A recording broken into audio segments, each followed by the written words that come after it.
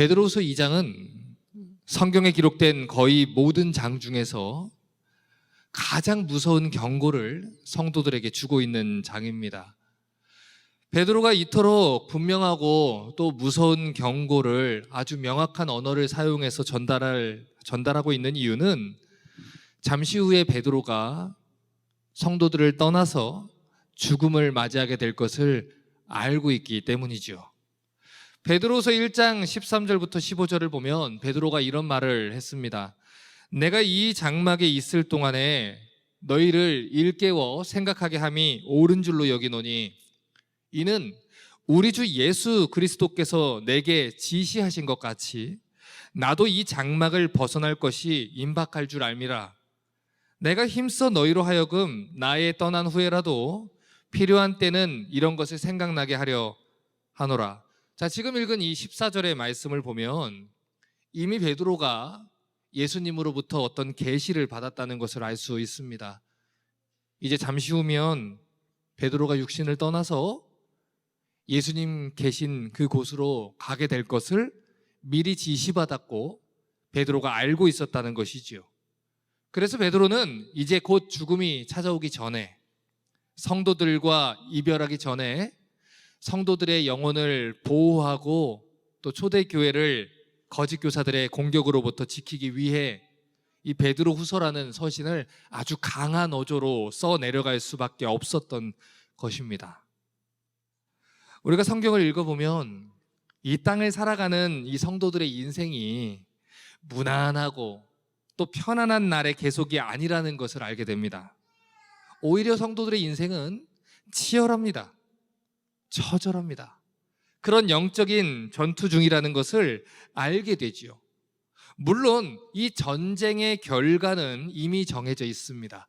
이미 예수님이 십자가 위에서 다 이루었다라고 하신 그때의 이 전쟁의 승패는 이미 결정난 것이죠. 하지만 아직도 마귀와 그를 따르는 이 영적인 악한 세력들은 온 세상을 돌아다니면서 영적인 전투를 계속하게 합니다. 전쟁의 결과는 이미 끝이 났어도 크고 작은 전투들을 계속해서 수많은 거짓 교사들의 거짓 가르침을 통해 이 성도들을 미끄러져 넘어지게 한다는 것이죠. 그래서 바울은 에베소서 6장 10절부터 13절을 통해 이렇게 경고를 합니다. 정말로 너희가 주 안에서와 그 힘의 능력으로 강건해지고 마귀의 괴계를 능히 대적하기 위해 하나님의 전신 갑주를 입으라. 우리의 씨름은 혈과 육에 대한 것이 아니요 정사와 권세와 이 어두움의 세상 주관자들과 하늘에 있는 악의 영들에 대함이라. 그러므로 하나님의 전신 갑주를 취하라.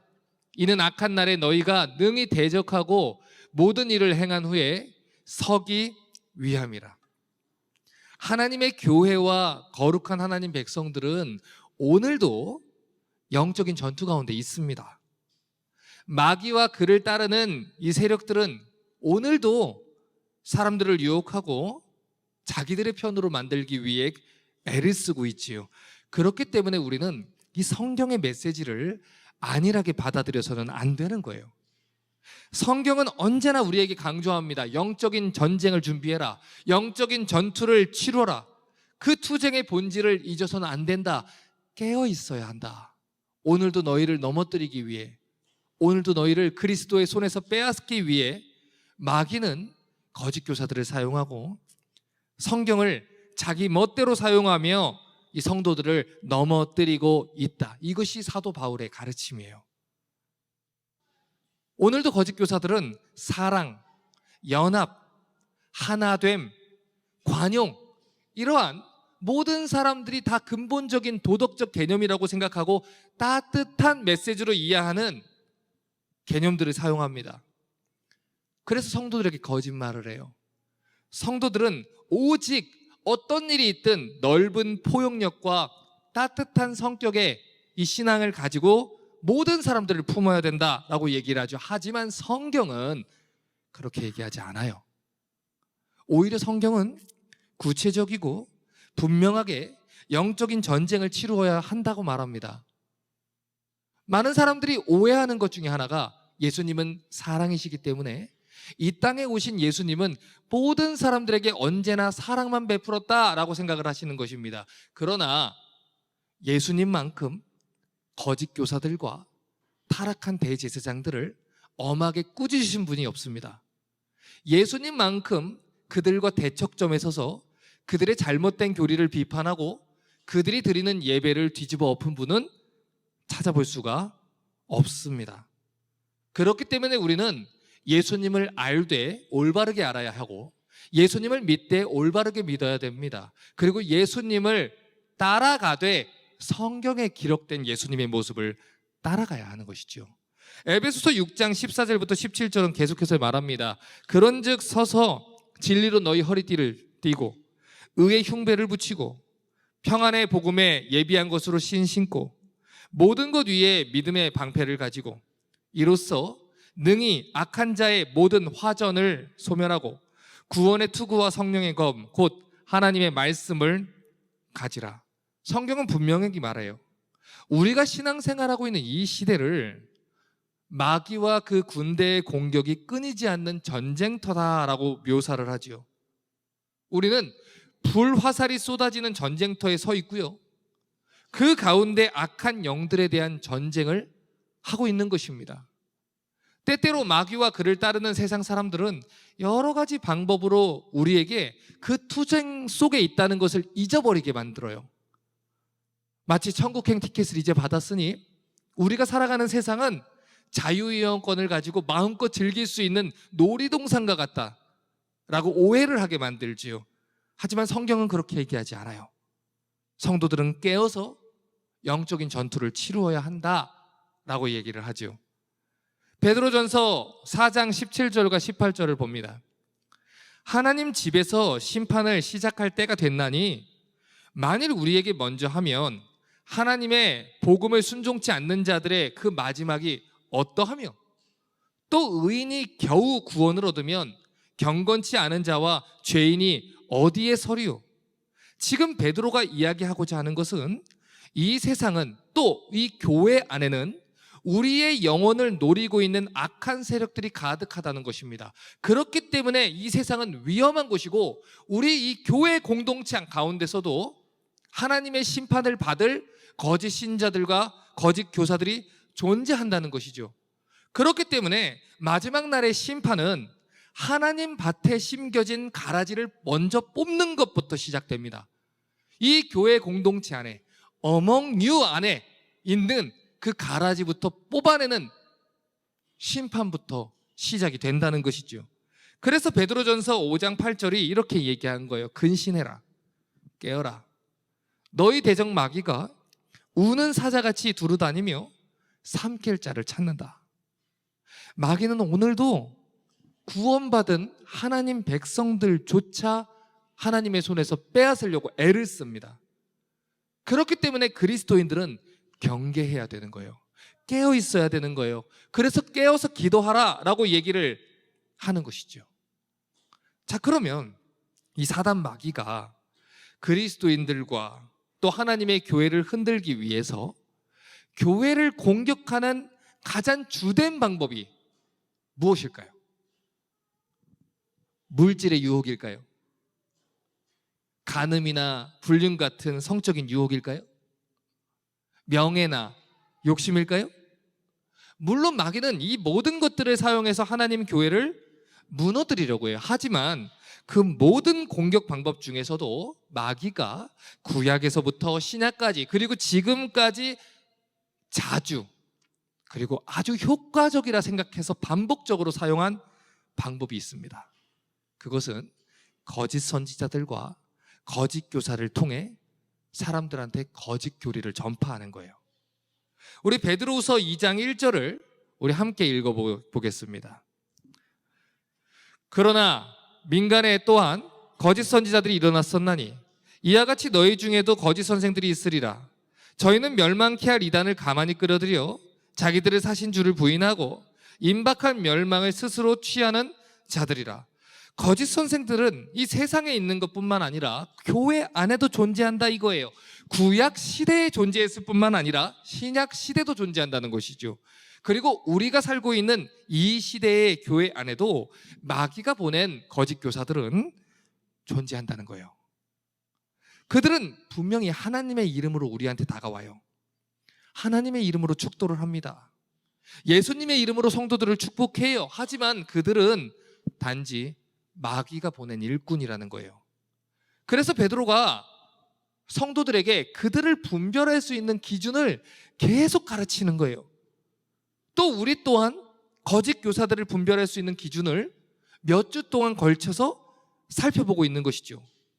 자, 그런데 이 거짓 교사들을 분별하기 위해서는 우리가 조금 세심한 주의를 기울일 필요가 있어요. 왜냐하면 그들은 우리가 생각하는 것보다 훨씬 더 교묘하고 또 교활하게 자신의 정체를 속이고 교회 안에 들어와 있기 때문입니다. 그렇기 때문에 오늘은 지금까지 성도들이 오해하고 있었던 이 거짓 선지자와 하나님의 선지자를 잘못 분별해온 기준을 살펴보려고 해요.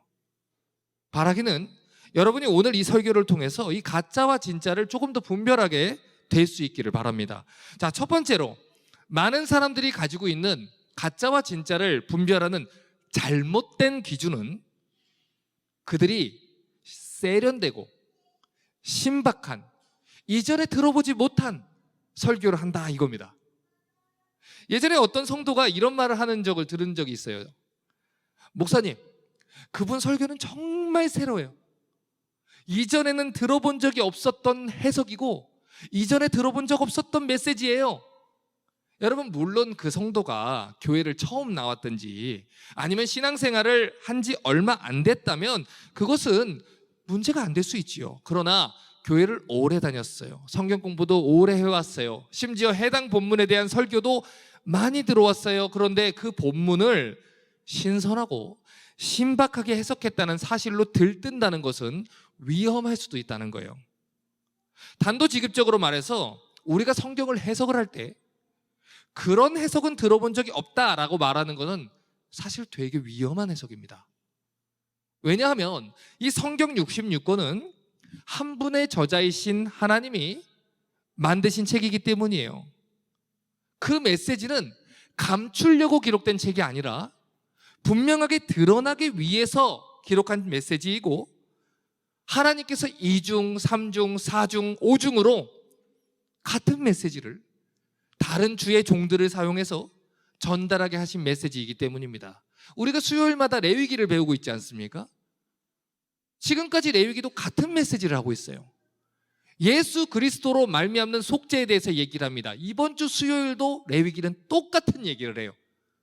하나님은 같은 메시지를 전해요. 다시 말해 어떤 사람이 하나님이 보낸 사람이고 하나님이 주신 메시지만을 전하고 있다면 그 사람은 성경이 말하는 메시지만 전할 겁니다. 그것은 성경과 같은 메시지고 예수 그리스도에 대한 메시지여야 해요. 사도행전 28장 23절은 이렇게 말합니다.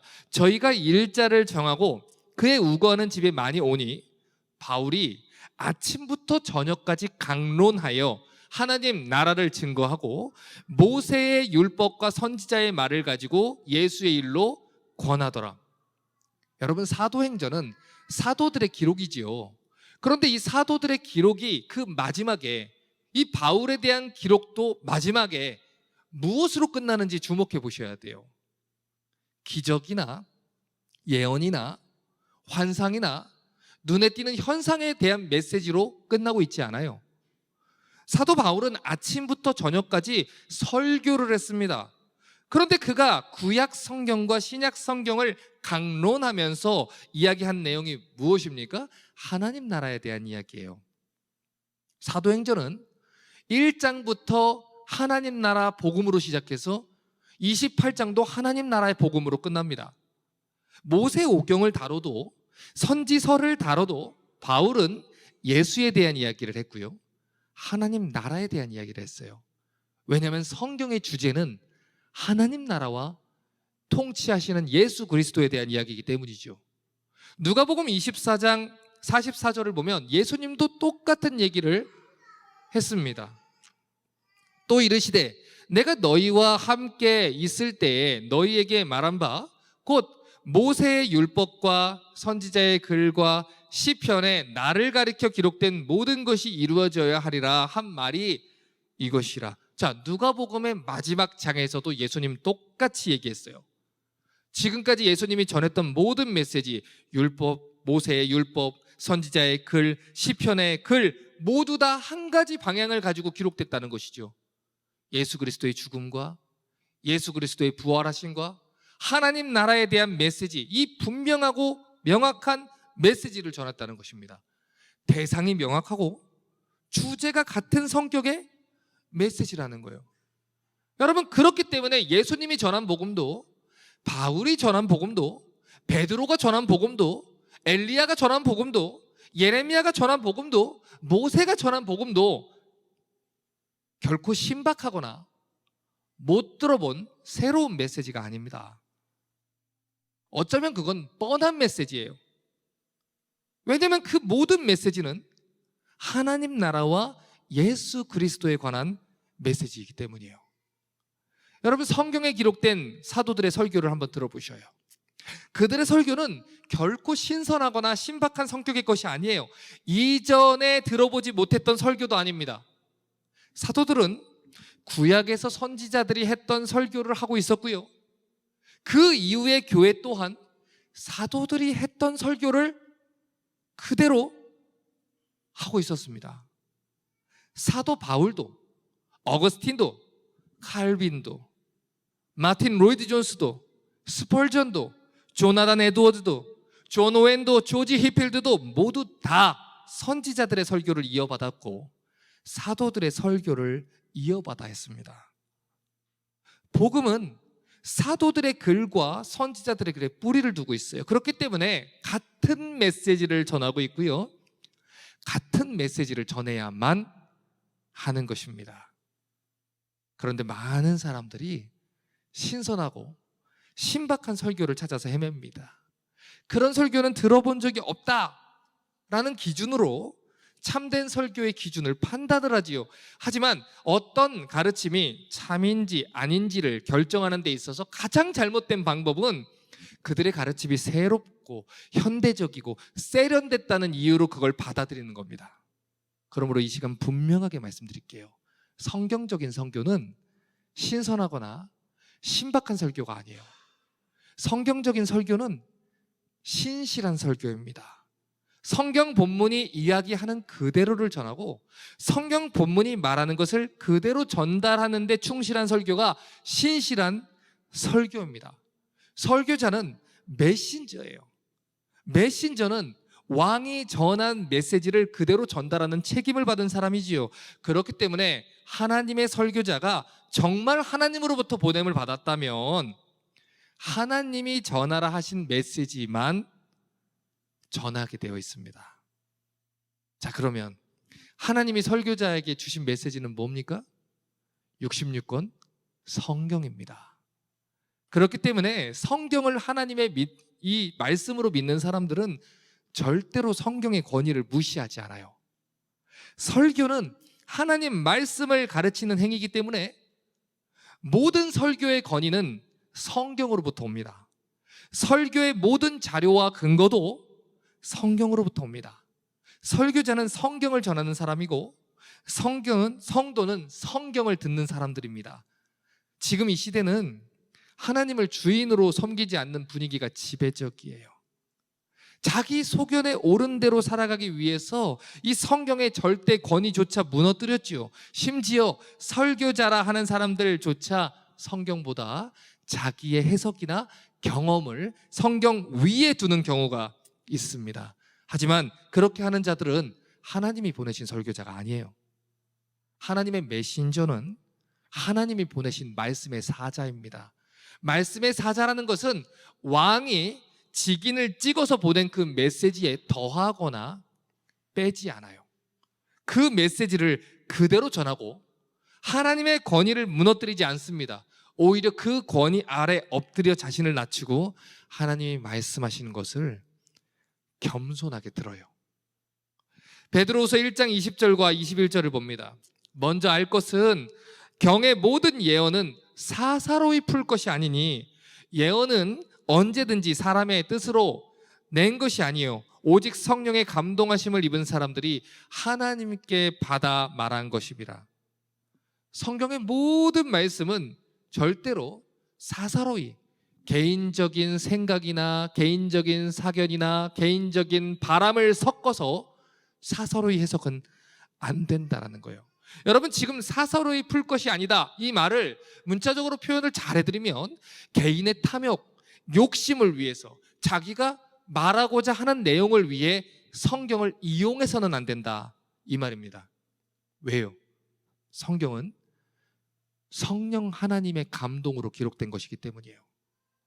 디모데후서 3장 16절과 17절은 말합니다. 모든 성경은 하나님의 감동으로 된 것으로 교훈과 책망과 바르게 함과 의로 교육하기에 유익하니 이는 하나님의 사람으로 온전하게 하며 모든 선한 일을 행하기에 온전케 하려 함이라. 만약에 한 설교자가 이 말씀을 믿는다면 그는 성경으로 책망할 것입니다.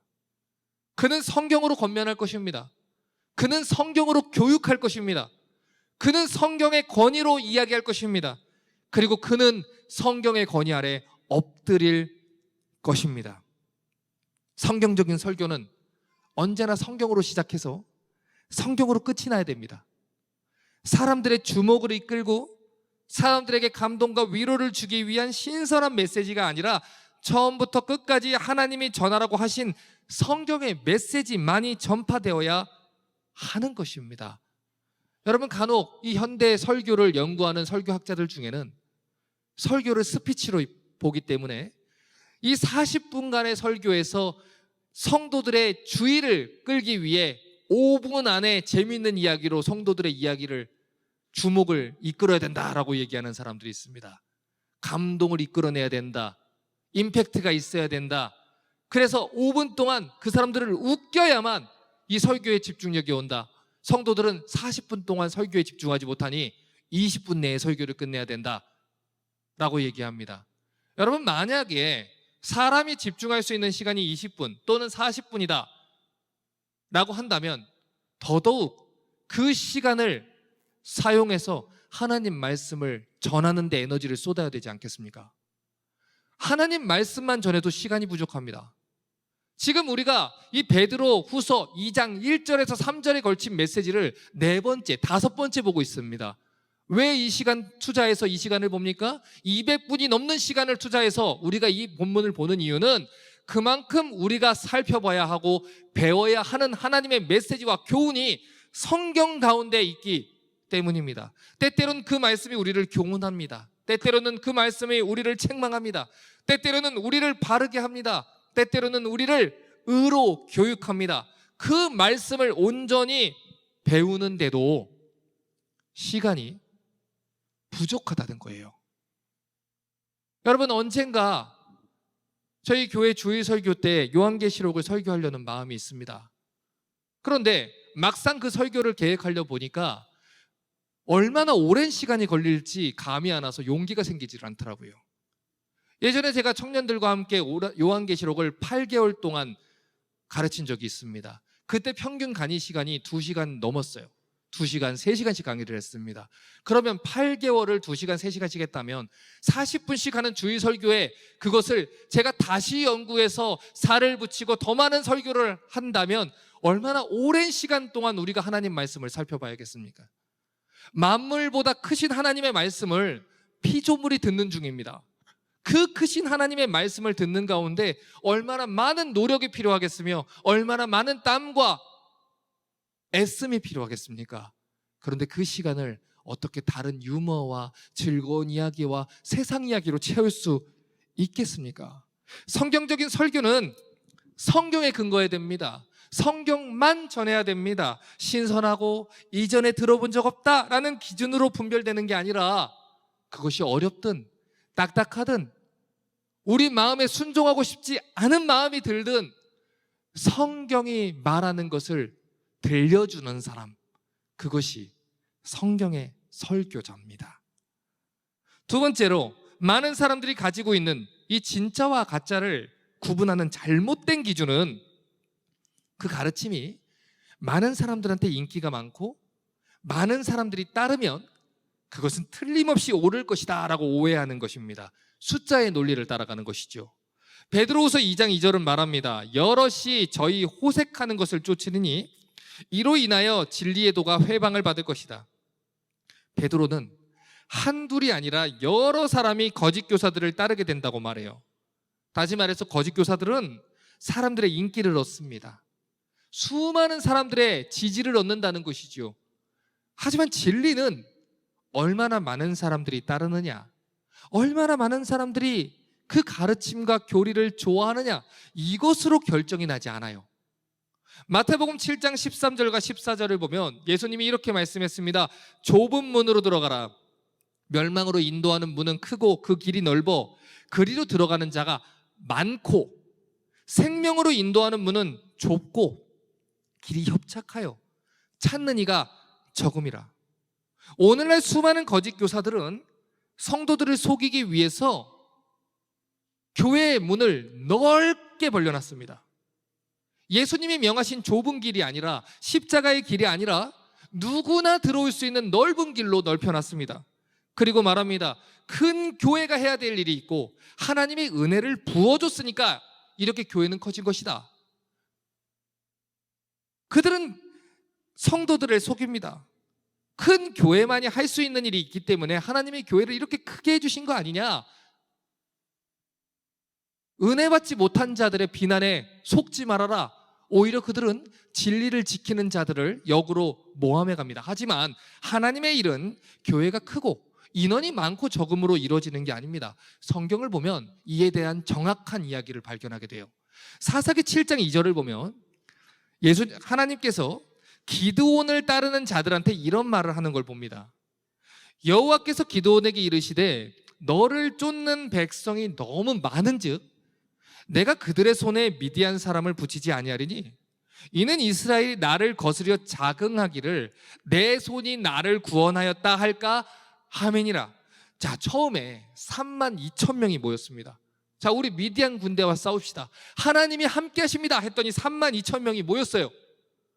그런데 하나님이 뭐라고 합니까? 너를 따르는 군대가 너무 많다. 그렇게 되면 네가 승리했다고 할 것이고 자기들이 숫자가 많아서 이겼다라고 할 것이다. 그래서 하나님이 계속해서 군대를 돌려보냅니다. 왜요? 이 싸움의 승패가 누구에게 달려있다는 걸 가르쳐 주시기 위해서. 하나님에게 달려있다. 전쟁은 숫자의 싸움으로 하는 것이 아니다. 너는 칼과 창과 단창으로 내게 오니만 나는 만군의 여호와의 이름으로 너에게 가노라. 이미 다윗이 골리앗한테 얘기한 것처럼 전쟁은 우리가 가지고 있는 조건이나 숫자의 싸움으로 하는 것이 아닙니다. 영적인 전쟁은 하나님께 달려있는 거예요.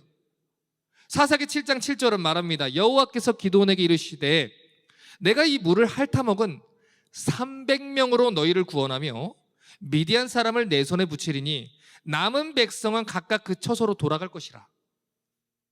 방금 전에 읽었던 7장 2절에서는 너를 따르는 백성이 많다 그랬어요. 이대로 두면 네가 그 일을 행했다 하겠구나. 그래서 하나님은 돌려보내요. 그리고 망합니다. 내가 300명으로 너희를 구원할 것이다. 기드온이 아닙니다. 이스라엘 백성이 아닙니다. 하나님이 하시는 거예요. 몇 명으로요? 고작 300명으로요. 여러분, 주일학교 때 이 사건의 타이틀을 무엇이라고 배웠는지 혹시 기억나십니까? 기드온과 300용사라고 배우셨어요. 그런데 우리가 솔직하게 보죠. 사사기 7장에서 기드온과 300용사라는 사람들이 한 일이 뭡니까? 그들이 한 거는 새벽에 적진에 들어가서 나팔 불고 항아리 깨고 횃불 들고 소리 지른 것밖에 없습니다. 그랬더니 적군이 서로 치면서 도망갔습니다. 이 모든 것들은 하나님이 하신 거예요. 그들은 단지 하나님이 이미 두렵게 하신 적군들을 쫓아가서 승리를 얻어 주은 것밖에 없습니다. 그들의 승리는 그들이 행한 일이나 그들의 조건으로 벌어진 게 아니라는 거예요. 여러분, 신명기의 기록을 잘 읽어보십시오. 성경에 기록된 수많은 전쟁 이야기를 들어보십시오. 하나님이 무엇을 가장 경계하라고 했는지를 보십시오. 너희가 가나안 땅에 들어간 것은, 그 전쟁에서 승리한 것은 너희 힘으로 한 거 아니다. 너희가 가나안 땅에 들어가서 그 땅에서 너희가 노력도 하지 않았고 너희가 심지도 않은 것을 먹을 때에 혹시라도 내가 강해서, 내가 지혜로워서, 내가 농사를 잘 지었고 내가 능력이 있어서 이것들을 얻어냈다 라고 하지 않도록 계속해서 하나님 말씀을 가르쳐라. 너희는 아무 능력도 없었다. 너희가 한 것은 아무것도 없었다. 그러니 교만하지 말아라. 언제나 하나님은 하나님이 받으셔야 하는 이 영광을 인간이 가로채는 것을 경계하라고 하셨어요. 또 하나님은 하나님이 아닌 다른 것들을 의지해서는 안 된다, 반복해서 가르치셨어요. 나는 여호와니 내 영광을 다른 자에게 주지 않으리라. 다른 자라는 것은 당신의 백성들도 포함하는 것입니다. 하나님은 당신의 영광을 우리가 가로치게 절대로 두지 않으신다는 거예요. 그런데 수많은 거짓 교사들이 자신들의 탐욕을 위해서 교회 조직을 크게 하고 건물을 크게 짓고 사람들을 모은 뒤에 말하기를 우리가 미디안을 이겼다라고 얘기한다는 거예요.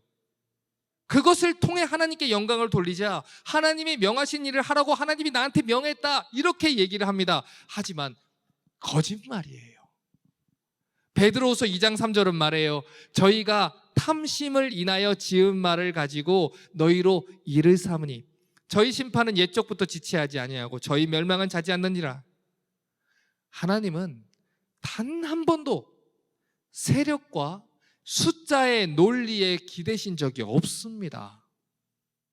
온 우주가 대적해도 하나님을 이길 수 없어요. 그런데 전능하신 하나님이 왜 하나님이 숫자가 없으면 하나님의 일을 하지 못하겠습니까? 그것은 거짓 교사들이 자기 탐심으로 인해서 지어낸 말입니다. 하나님은 박형룡 목사가 없어도 당신의 일을 하실 것입니다. 하나님은 이 땅의 기독교 인구가 줄어듭니다. 20%였는데 지금 10% 됩니다. 위기입니다. 해도 하나님은 하나님의 일을 하십니다. 한 사람 엘리야가 남아도 하나님을 경외하는 7,000명을 남겨두시고 그 일을 하시고, 우리가 없어도 하나님은 당신의 일을 하십니다. 성경을 보십시오. 하나님은 언제나 당신을 경외하는 한 사람을 통해서 일하셨어요. 좁은 길을 걷는 자는 언제나 소수였어요. 하나님은 언제나 그 소수를 통해 하나님의 교회를 보존하셨어요. 그러므로 많은 자들이 쫓아오지 않는다는 것을 그 사실로 낙심하지 마십시오. 우리가 신경 써야 하는 것은 내가 그 소수냐, 내가 좁은 길에 서 있느냐, 내가 하나님을 왕으로 섬기고 있느냐, 이것입니다. 진짜와 가짜를 구분하는 올바른 기준을 가지십시오. 아무리 많은 사람들이 따른다고 해도 그것이 성경이 말하는 것과 다른 것이면 거짓말입니다. 또 한 가지 예를 들어 볼까요? 열왕기상 18장 20절부터 22절도 봅니다. 아합이 이에 이스라엘 모든 자손에게로 보내어 선지자들을 갈멜산으로 모으니라. 엘리야가 모든 백성에게 가까이 나아가 이르되 너희가 어느 때까지 두 사이에서 머뭇머뭇하려느냐? 여호와가 만일 하나님이면 그를 쫓고 바알이 만일 하나님이면 그를 쫓을지니라 하니 백성이 한 말도 대답하지 아니하느니라. 엘리야가 백성에게 이르되 여호와의 선지자는 나만 홀로 남았으나 바알의 선지자는 450인이로다. 여러분, 엘리야의 한숨이 들리십니까? 만약에 그들이 하나님으로 보냄받은 선지자였다면 그들은 아합을 따라서는 안 됩니다. 하나님을 따라가야지요. 성경의 기록을 주의 깊게 보십시오. 엘리야가 이스라엘 전역에 있는 선지자들을 다 모았다 그럽니다. 이 말은 그들 스스로가 선지자라고 이야기를 하고 다녔다는 것이지요. 선지자로 인식하고 있었다는 것이지요. 그런데 그들은 아합의 편에 섰습니다. 머뭇머뭇거렸습니다. 여러분, 분명히 자신들이 옳다고 믿었다면, 성경이 하나님의 말씀이라고 믿는다면, 자신들이 섬기는 게 하나님이고 하나님의 말씀만이 옳다고 믿는다면 왜 하나님의 선지자가 나서서 하나님의 편에 서라 라고 얘기했는데 왜 머뭇거립니까? 바알의 편에 서든지 하나님 편에 서든지 해라 했는데 450명이 머뭇머뭇거립니다. 왜요? 그들 또한 틀린 걸 알고 있었어요. 완전히 알지는 못했어도 어렴풋이 알고 있었던 것입니다. 그래서 머뭇거린 거예요. 왜 그런데 그들이 머뭇거리기만 하고 움직이지는 못했을까요? 그것은 아합의 편에 많은 사람들이 서 있었기 때문입니다. 하나님의 편엔 한 사람만 서 있었기 때문이에요. 오늘날도 수많은 사람들이 이런 숫자의 논리에 굴복해서 속아서 아합의 편에 서 있다고요. 이렇게 많은 사람들이 있는데 그러면 이 모든 사람들이 가짜라는 걸까? 우리 교회에 이렇게 많은 사역자가 있는데 그럼 다 가짜일 수가 있나?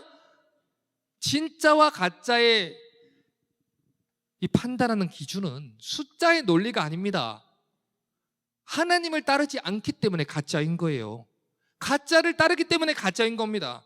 하나님 말씀이 아니라 자기 탐욕대로 교회를 속인 자들과 그들을 따른 모든 자들은 그들의 인도를 따라서 멸망의 길로 걸어가게 될 것입니다. 이제 설교를 정리합니다. 사람들의 숫자가 진리를 파악하는 기준이 돼서는 안 된다는 것을 우리는 노아의 이야기를 통해서도 또 발견합니다. 베드로전서 3장 20절은 말합니다. 그들은 전에 노아의 날 방주 예비할 동안 하나님의 오래 참고 기다릴 때 순종치 아니하던 자들이라.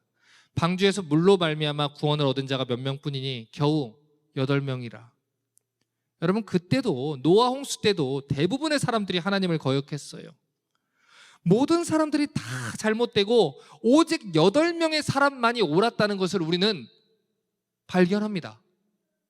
베드로후서 2장 5절은 말합니다. 옛 세상을 용서치 아니하시고 오직 의를 전파하는 노아와 그 7 식구를 보존하시고 경건치 아니한 자들의 세상에 홍수를 내리셨다. 여러분, 노아의 이야기뿐만 아니에요. 소돔과 고모라 이야기도 생각해 보십시오. 베드로후서 2장 6절과 7절입니다. 소돔과 고모라 성을 멸망하기로 정하여 재가 되게 하사 후세에 경건치 않는 자들에게 본을 삼으셨으며 무법한 자의 음란한 행실을 인해 고통하는 의로운 롯을 건지셨으니. 여러분, 그때도 수많은 사람들이 잘못된 편에 서 있었어요. 오직 롯과 그의 가족만 구원받았어요. 이게 성경이 말하는 사실이에요. 성경은 언제나 좁은 문으로 들어간 자들에 대해서 얘기하고 있고 하나님 편에 서 있는 소수의 사람, 그 남은 자들에 대해서 얘기를 합니다. 그런데 아직도 거짓 교사들에게 속고 있는 수많은 사람들이 성경을 따르지 않고 인기와 숫자와 세력에 따라서 진실을 판단하려고 합니다. 그러므로 분명히 이 사실을 기억하십시오. 사람들의 숫자로 영적인 진실을 판단해서는 안 돼요. 사람들의 숫자가 얼마나 많은지의 여부는 그 가르침이 옳으냐 틀리냐 이것을 판단하는 성경의 기준이 아닙니다. 그런데도 거짓 교사들은 사람을 속이는 거예요. 모든 사람들과 타협해서라도 할 수 있는 대로 커다란 공동체를 만드는 것이 하나님의 일을 하는데 효율적이며 효과적이며 대단한 일을 할 수 있으며 그게 하나님의 뜻인 것처럼 사람들을 속입니다. 하나님의 말씀을 전하지 않지만 더 많은 사람들을 구원해야 한다며 거짓말로 사람들을 속입니다. 그래서 그들을 따르는 수많은 사람들의 관심도 메시지의 진실 여부에 있지 않아요. 단지 내가 커다란 공동체에 다니고 속하고 있다라는 것으로 만족하는 것이죠. 거짓 교사들은 말합니다. 현대교회의 비극은 교회가 분열된 것이다. 그래서 그들은 할 수 있는 대로 함께 모여야 된다, 하나가 돼야 된다, 이걸 가르쳐요. 하지만 성경은 다르게 얘기합니다. 성경은 무조건 모이라고 얘기하지 않아요. 무조건 하나가 돼야 된다 얘기하지 않아요. 진리 안에서만 하나가 되어야 된다 말합니다. 거룩함 없는 하나됨은 하나님이 원하지 않아요. 거짓 교리와 하나 되는 건 성경이 금지합니다. 요한 2서 1장 10절과 11절을 보십시오. 누구든지 이 교훈을 가지지 않고 너희에게 나아가거든 그를 집에 들이지도 말고 인사도 말라. 그에게 인사하는 자는 그 악한 일에 참여하는 자임이라. 하나님이 금지하신 것을 관용이라는 말로 들여오시면 안 돼요. 하나님이 금지하신 것을 사랑이라는 말로 포장해서 가지고 오시면 안 돼요. 그것은 사랑이 아니에요. 불순종이에요. 그것은 관용이 아니에요. 분별하지 못한 것이죠. 하나님은 단 한 번도 이스라엘과 가나안이 하나 되어야 한다고 얘기하지 않았어요. 하나님은 단 한 번도 거듭난 하나님 백성과 이방신을 섬기는 자들이 하나 되어야 된다 얘기하지 않았어요. 하나님의 교회는 진리 안에서만 하나가 됩니다. 진리를 지키기 위해서는 기꺼이 멀어짐도, 거리를 두는 것도 할 수 있어야 되는 거예요. 사도행전 20장 28절부터 31절을 봅니다. 너희는 자기를 위하여 또는 온 양떼를 위하여 삼가라. 성령이 저들 가운데 너희로 감독자를 삼고 하나님이 자기 피로 사신 교회를 치게 하셨느니라. 내가 떠난 후에 흉악한 이리가 너희에게 들어와서 그 양떼를 아끼지 아니하며 또한 너희 중에도 제자들을 끌어 자기를 쫓게 하려고 어그러진 말을 하는 사람들이 일어날 줄 내가 아노니 그러므로 너희가 일깨어 내가 3년이나 밤낮 쉬지 않고 눈물로 각 사람을 훈계하던 것을 기억해라. 여러분, 이제 잠시 후면 초대교회의 기둥과 같았던 베드로도 바울도 죽임을 당하게 됩니다. 그리고 성도들의 영혼을 잡아먹으려고 하는 이 악한 교사들이 교회 공동체 안으로 들어온다는 거예요. 심지어 이 에베소 교회는 바울이 몇 년 동안 복음을 낮과 밤으로 전했던 교회인데 그 교회 안으로도 들어와서 성도들을 미혹한다는 것입니다. 그래서 바울이 눈물로 부탁하는 거예요. 이곳은 그리스도의 보혈로 세워진 교회니 사도들이 눈물로 훈계하며 밤잠을 설쳐가며 하나님 말씀을 가르쳐 세운 교회니 교회 리더들이 제발 깨어나기를, 장로들이 깨어나서 하나님 교회를 지켜주기를, 집사들이 깨어나서 하나님 교회를 보호하기를, 이것이 바로 하나님의 뜻입니다. 하나님이 우리 리스타 철치를 세운 이유는 사도 바울이 에베소 교회를 세워 진리의 싸움을 담당하는 이 초대교회의 수문장으로 세운 것과 같습니다. 이 시대의 하나님 말씀을 지키고 그 말씀을 있는 그대로 전하는 사역을 감당하라고 이 교회를 세운 거예요. 그러므로 모든 성도들을 들으시기 바랍니다.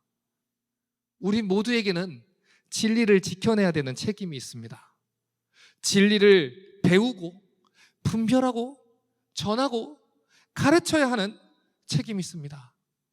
오늘 새벽에 호주에서 한 사모님이 연락이 왔어요. 제 대학교 후배 사모님이에요. 18년 만에 메시지가 온 거예요. 무슨 일일까 했더니 목사님, 저도 어른 교리학교 들을 수 있나요? 여러분, 호주에서 텍사스예요. 시차도 맞춰야 돼요. 줌으로 듣는 거예요. 그런데 배우겠다는 거예요. 왜요? 배우지 않고는 이길 수가 없어요.